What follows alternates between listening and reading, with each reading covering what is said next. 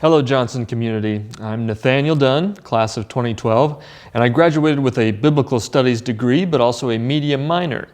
Johnson is where I truly started to invest in a desire and calling to live at the intersection of ministry and media. I serve at Good News Productions International, a Christian media organization with many international teams, each working to use media to reach their own nation for Jesus. So why am I drawn to media as a form of ministry? You could ask that question of any number of people and get different answers, but let me list a few reasons why I think it's an essential area for continued kingdom investment. Let's get the easy one out of the way. Audience. It's hard to deny that media reaches out to a prodigious number of people all across the world. And as media continues to diversify through multiple online platforms and globalization, this is only becoming more true. And not only for Facebook and Netflix, but for the church as well.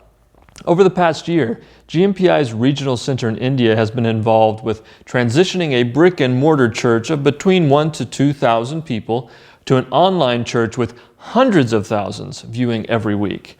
The audience is there. It's massive, and it's everywhere, in every corner of the globe.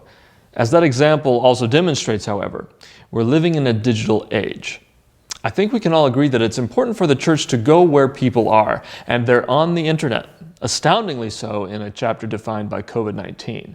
Now, we can debate about whether that's the best place to be, but the amount of time we spend looking at screens is undeniable.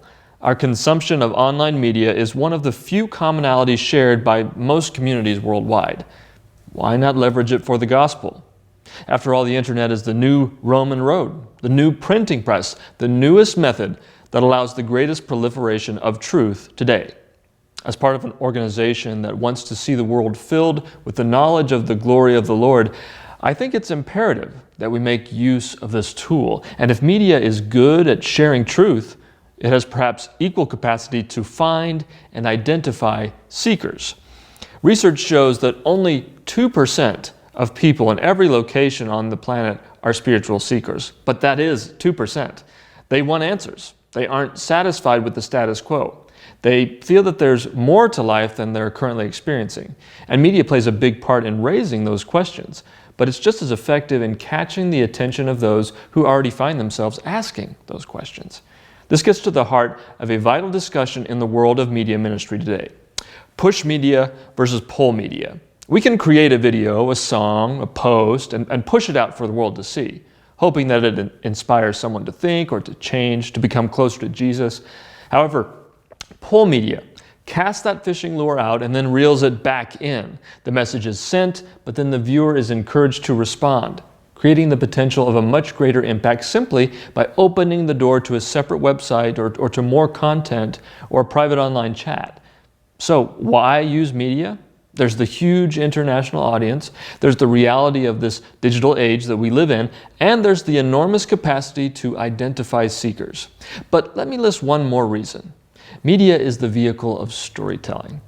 So now I open a whole new can of worms. What's the big deal about storytelling? Why do people go on and on about it? And why should it have a part in the way that we share the gospel? Well, the Gospels abound with the stories that Jesus told the crowds who flocked to hear him speak. So in a way, to tell stories is a very biblical method to share truth and good news. As a matter of fact, you could say that to tell such stories is to follow Jesus.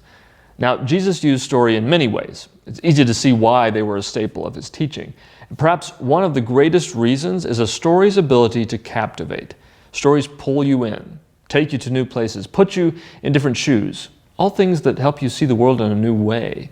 So stories capture the imagination, the heart, but also the mind. Nothing sticks in your head like a good story.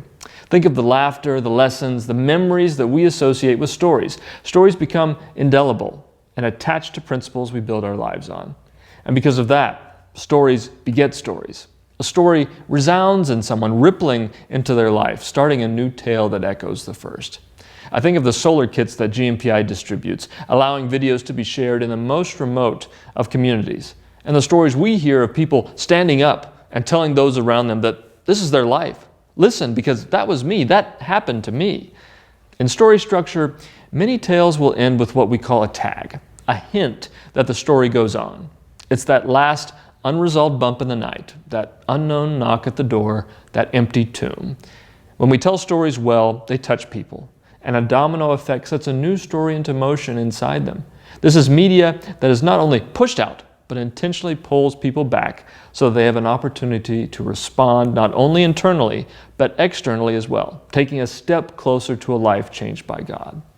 So as we tell stories, more stories begin, and each story we tell sends a message. Now, clicking play on a video, hearing a song, seeing an ad on Facebook, these things don't immediately change a life. They're incremental. They're stepping stones that need the further steps of relationship, love, repentance. We all need to work together to build the kingdom, and some of us do that through media. And what happens when we work toward this goal together? We look back and we see the meta-narrative that God has been weaving from the beginning, that has brought His church up to this very moment. Every life tells a story, and God is the master storyteller.